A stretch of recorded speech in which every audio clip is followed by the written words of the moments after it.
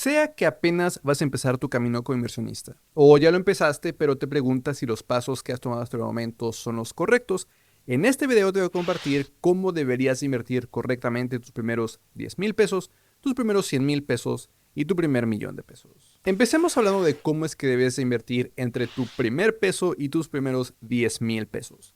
Y esencialmente, tus primeros 10,000 pesos íntegros deben irse a tu fondo de emergencias. Sea que los metas en una cuenta de CETES directo, en CETES a 28 días o incluso en una de las múltiples OFIPOS que se han vuelto famosas recientemente, te dejo mi video sobre las que están pagando más en este momento ahí abajo en la descripción. Tener este fondo de emergencias le dará a tus finanzas la estabilidad necesaria para seguir adelante con otro tipo de inversión. Pero esa estabilidad va a ser crucial, porque lo último que quieres es que en dada instancia una emergencia te obligue a retirar dinero de otra inversión antes de que el objetivo de esa inversión se cumpla. No solamente porque eso lógicamente pospondría el objetivo de la inversión, sino porque además eso podría dañar la inversión misma. Porque cuando creas un plan de inversión, estás dependiendo demasiado del horizonte o el tiempo que puedes dejar a esa inversión sin ser molestada.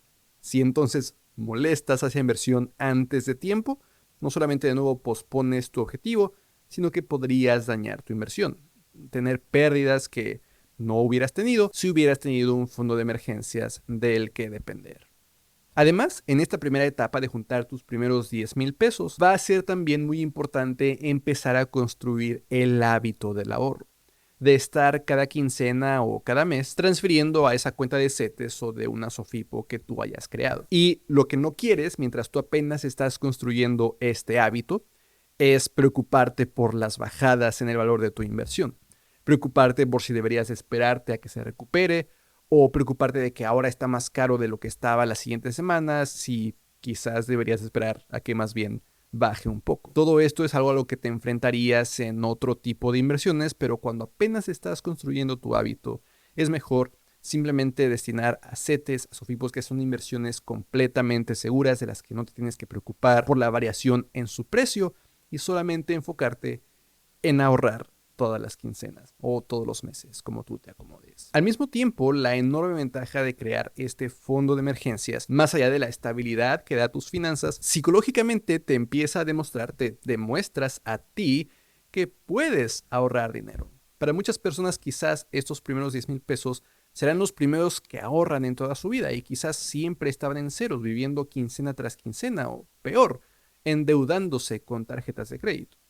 Cuando al fin empiezan a construir este hábito y empiezan a ver que efectivamente pueden tener esa cantidad ahí en CETES o en una SOFIPO y además ese dinero empieza a crecer, es justo lo que necesitaban para poder progresar ahora cada vez más rápido. Entonces, por estas tres razones es que es tan importante empezar con esos primeros 10,000 pesos en un fondo de emergencias, por la estabilidad que le dará a tus finanzas, por la construcción del hábito de ahorro sin tener que preocuparte de otro tipo de inversiones un poco más riesgosas y por el al fin sentir que efectivamente tú puedes con tus finanzas, tú puedes empezar a ahorrar y empezar a invertir, ver a tu dinero crecer poco a poco. Ya que tienes al menos 10,000 pesos en tu fondo de emergencias, podemos entrar a la siguiente etapa. ¿Qué haces? ¿Cómo inviertes?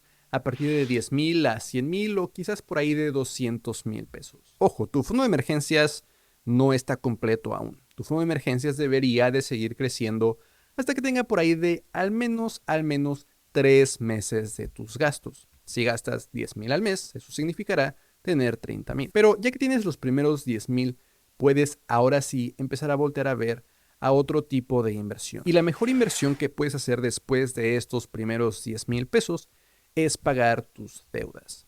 Te voy a dejar ahí abajo en la descripción otro video en el que hablo de la forma más eficiente de pagar tus deudas, que esencialmente se trata de listar tus deudas de la más cara a la más barata, según la tasa de interés que te cobran, y enfocarte primero en la más cara. Y una vez que pagues eso, te mueves a la siguiente, siempre pagando al menos el mínimo de todas, solamente enfocándote de nuevo en la más cara que tengas en ese momento. Pero hablo a detalle de este método en ese video que te dejo ahí abajo en la descripción. Ahora, la razón por la que pagar tus deudas es tan importante es porque matemáticamente es la forma más eficiente de utilizar tu dinero.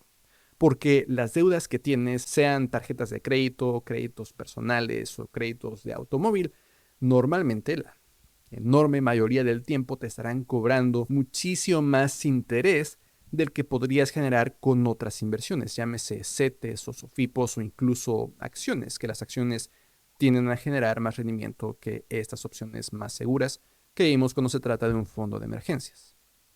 Incluso el año pasado, 2024, el S&P 500, un índice de 500 de las empresas más grandes de Estados Unidos, creció por ahí de 50% en un año. Ojo, eso no quiere decir que todos los años crezca eso. 2024 fue un año único en el crecimiento acelerado de este índice. Pero ese 50%, por muy grande que es, aún palidece en comparación con el a veces 80, 90 o 100% de interés que unas tarjetas de crédito pueden cobrar. Por eso es tan importante enfocarte en pagar esas deudas antes de hacer otro tipo de inversión. Pero si es tan importante pagar las deudas, ¿por qué está en segundo lugar? ¿Por qué no desde los primeros 10,000 pesos los destinamos a esto? Bueno, porque aunque matemáticamente tendría sentido destinar esos primeros 10,000 pesos al pago de deudas, necesitas realmente de la estabilidad de un fondo de emergencias para poder redoblar esfuerzos en el pago de deudas. Lo último que quieres es estar enfocándote mucho en pagar tus deudas para que una emergencia te vuelva a retrasar y de pronto vuelvas a estar en ceros. Estas emergencias, estas situaciones sin un fondo de emergencias muchas veces quiebran el espíritu de las personas y se dejan llevar y simplemente dejan de juntar dinero para su fondo de emergencias, dejan de pagar sus deudas y entran en un círculo vicioso. Por eso es tan importante tener esa estabilidad del fondo de emergencias, incluso si aún no estás enfocándote en pagar tus deudas. Ojo, eso no significa que dejas de pagar tus deudas para enfocarte en el fondo de emergencias.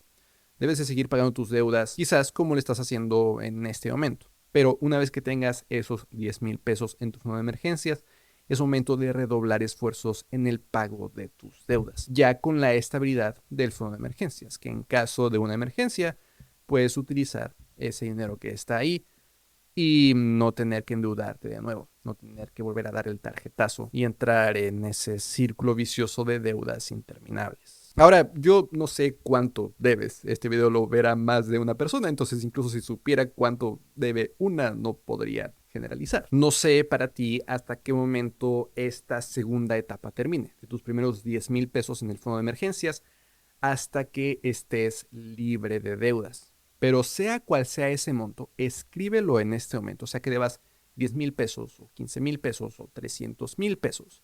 Anótalo y ese va a ser tu primer objetivo en esta segunda etapa. Ya que terminaste la primera etapa y tienes tu fondo de emergencias de al menos 10,000 pesos, en tu segunda etapa lo que sigue es saldar todas tus deudas. Una vez que saldas todas tus deudas, aún en esta segunda etapa, la mejor forma de invertir tu dinero, al menos en lo que tienes 200,000 pesos invertidos, es destinarlos a una combinación entre seguir construyendo tu fondo de emergencias, a lo que te decía mínimo 3 meses, pero también ahorrar para tu retiro. Es tan importante aprovechar el ahorrar para tu retiro, no solamente para el largo plazo, lógicamente para tu retiro, sino también en el corto plazo. Porque en México las personas físicas, al menos que estemos bajo el régimen simplificado de confianza RECICO, podemos deducir nuestras aportaciones al retiro por un máximo del equivalente a 10% de nuestro ingreso anual o 5 UMAS anuales, que este año equivalen a unos 206,000 pesos, cualquiera que resulte menor. Si, por ejemplo, tú ganas 500,000 pesos al año, tú puedes deducir máximo 50,000 pesos aportados a tu retiro. Si tú ganas 2,100,000, el 10%, 210,000 pesos, ya se pasa de las 5 UMAS, entonces solo podrás deducir 206,367 pesos con 60 centavos. Pero sea cual sea ese monto máximo que tú puedes deducir según tus ingresos del año, eso lo podrías aprovechar metiéndolo en un plan personal para el retiro. Técnicamente también lo podrías meter en una Afore, pero las Afores suelen generar rendimientos muchísimo menores a lo que podrías hacer dentro de un PPR. También te voy a dejar ahí abajo en la descripción un video en el que comparo diversos PPRs para que encuentres el que sería mejor para ti. Pero una vez que puedas invertir al menos ese 10% de tu ingreso anual en tu retiro a través de un PPR o una Afore si tú lo decidas y ya tengas al menos 3 meses de tus gastos, ya habrás terminado la segunda etapa. Lógicamente esto tomará un buen tiempo, sobre todo porque también se trató de pagar tus deudas, si es que tienes deudas en este momento. O también si es que tú estás empezando en este momento con un 0 o 1% de tasa de ahorro mensual, que solo estés ahorrando 1% o menos de tu ingreso mensual. Ir construyendo poco a poco ese porcentaje a 2%, a 5%, eventualmente a 10%, toma su tiempo. Entonces, justo, tómate tu tiempo. No es necesario que de un mes al siguiente ya ahorres 10%. Muchas veces nos forzamos a intentar lograrlo, pero si no lo hacemos con un buen hábito, con bases sólidas, eventualmente podríamos recaer en no ahorrar nada. Entonces es mejor hacerlo poco a poco, creando el hábito y realmente cambiando nuestros presupuestos para poder destinar ese 10% fácilmente en el futuro. Pero una vez que tengas completada esta segunda etapa, que ya no tengas deudas, que tengas 3 meses en tu fondo de emergencias y que ahorres 10% de tu ingreso anual en un PPR, normalmente por ahí de los 100, 200 mil pesos hasta tu primer millón de pesos, la mejor forma de invertirlo es hacerlo de forma individual a través de una casa de bolsa. Ya no depender de un PPR o depender de una Afore, o meterlos simplemente en CETES o en SOFIPOS, como haríamos con un fondo de emergencias, sino ensuciarnos un poco más las manos e invertir directamente a través de una casa de bolsa. Que de las más famosas en México están GBM, Bursanet o Cuspid, pero podrías ocupar alguna otra. Siempre asegurándote de que es una casa de bolsa regulada como tal en México. Y ojo, para ensuciarte las manos y ponerte a invertir de forma directa a través de una casa de bolsa, no va a ser necesario mucho tiempo, ni siquiera tantos conocimientos. De hecho, lo único que vas a necesitar es un plan adaptado a lo que tú necesitas y 5 minutos al mes. Eso va a ser más que suficiente. Podrías empezar, por ejemplo, con la regla del 110, que por cierto es una regla de la que hablo en mi libro Ya te acabo de retiro, en donde, como te imaginarás por el título, hablo de todo lo necesario para poder alcanzar tu retiro, tu libertad financiera. Pero esa regla del 110 esencialmente dice que a 110 debes de restarle tu edad. Digamos, tienes 30 años, 110 menos 30 es igual a 80. Ese resultado será el porcentaje que tú debes de destinar a acciones. En este ejemplo, 80%. El resto, en el ejemplo 20%, lo debes de destinar a bonos. Ahora, ¿cómo? ¿Qué son estas dos cosas? ¿Cómo invierto en ellas? Acciones, justamente a través de una casa de bolsa, de preferencia y muy recomendable, no acciones individuales, no elegir de pronto Tesla y Apple y Coca-Cola o algo por el estilo, sino invertir a través de un fondo ya diversificado que junta a cientos o miles de empresas. Hay ETFs, por ejemplo, indizados a ese S&P 500 que mencionaba, junta a 500 de las empresas más grandes en Estados Unidos. Podrías utilizar a un ETF de esos, como VO o SPY, o IVV peso, que tiende a ser más accesible, rondar los 120 pesos en lugar de los 11,000 de VO. De esta forma, solamente a través de ese fondo ya estás invirtiendo en 500 empresas. En cuanto a los bonos, eso lo puedes hacer a través de CETES Directo, que son bonos emitidos por el gobierno federal y entonces son inversiones muy seguras. Justamente la idea con esta regla del 110 es que estás balanceando estas dos inversiones. Las acciones riesgosas, a pesar de ser diversificadas, tendrán alta volatilidad, y los bonos muy estables que balancearán esa volatilidad de las acciones. La idea de esta regla del 110, como te imaginarás por la resta que involucra la regla, es que cada año, conforme cumples años, el porcentaje que destinas a acciones va bajando.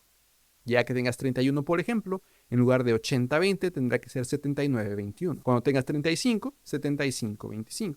Y así sucesivamente, hasta que cuando tengas 65, el porcentaje que tú destinas a acciones ha bajado considerablemente. Este, por cierto, es solamente un plan muy rápido que puedes crear con una simple resta, pero si en el camino te das cuenta de que tú necesitas de un poco más de estabilidad, que te da un poco de miedo el invertir o ves al movimiento de tu inversión y te causa un poco de pánico, podrías cambiar no a la regla del 110, sino a la regla del 100 y restar 100 menos tu edad para una estrategia más conservadora. O viceversa, si quieres un poco más de riesgo, podrías utilizar la regla del 120, de nuevo, según lo que tú vas necesitando. Finalmente, ¿cómo es que deberías invertir después de tu millón de pesos? La verdad es que esencialmente de la misma forma en que inviertes en una casa de bolsa, más o menos con la misma estrategia. Lo que sí te puedo decir es que una vez que tengas 1 millón de pesos o por ahí de ese monto, los movimientos en el mercado se van a sentir más. Porque imagínate que tú vas empezando, tienes 100,000 pesos. Es una buena cantidad, pero quizás equivalga a tu ingreso de un año. Por ejemplo, una caída de 10%, que veas que tu inversión de pronto baja a 90,000, es una pérdida, al menos en papel, de 10,000 pesos, que podría ser el equivalente a un poco más de un mes. Un mes de tus ingresos es bastante, pero es solamente un mes. Cuando tienes 1 millón de pesos, una caída de 10% equivale a 100,000 pesos, que podría ser tu ingreso de un año. Ya se siente muchísimo más. Va a ser entonces muy importante conforme tu patrimonio va creciendo que evalúes cómo te sientes como inversionista ante los movimientos en el valor de tu inversión. A pesar de que este breve plan de la regla del 110 te puede ayudar a personalizar un plan de inversión para ti, es simplemente una guía. Puedes, conforme vas ganando experiencia, hacer tus propias modificaciones para adaptarlo a lo que tú necesitas. Siempre y cuando esas modificaciones que haces son de acuerdo a cómo te vas sintiendo, no de acuerdo a lo que vas viendo. Es decir, tú puedes experimentar una caída y sentir miedo y adaptar tu plan según ese miedo, adaptarlo a un plan muchísimo más estable, con menos acciones y más bonos. Pero no adaptar ese plan cada que sale una nueva noticia, cada que hay caídas en el mercado, querer adaptarlo, y cuando empieza a subir el mercado, adaptarlo de nuevo. No adaptarlo a las noticias, adaptarlo a tus emociones. Muchas veces se habla de que las finanzas deben ser frías, que debemos ignorar las emociones, pero somos humanos, no podemos ignorar las emociones. Lo que sí podemos hacer es prepararnos para ellas y crear un plan que evite que cometamos errores en esos momentos. Pero en fin, ahí lo tienes, este video sobre cómo invertir tus primeros 10,000, 100,000 y 1 millón de pesos, que espero como siempre que te haya sido de utilidad. Nos vemos en la próxima.